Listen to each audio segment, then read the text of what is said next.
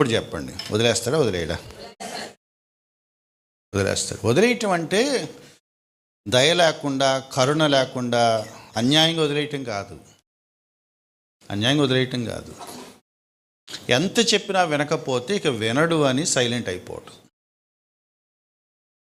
ఎరా వాడికి చెప్పచ్చుగా అంటారు. అప్పుడు తల్లిదండ్రులు ఏమంటారు, బాబు వాడికి చెప్పి చెప్పి అలసిపోయాం అంటారు.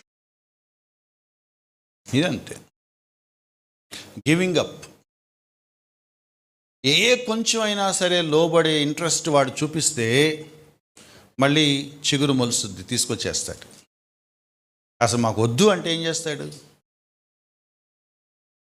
యెషయాలాగా నేను నా హృదయం సున్నితంగా పెట్టుకోవాలి అంటే, లేదా ఇశ్రాయేల్ ప్రజలాగా నా హృదయం కఠినం కాకుండా ఉండాలి అంటే ఏం చేయాలి?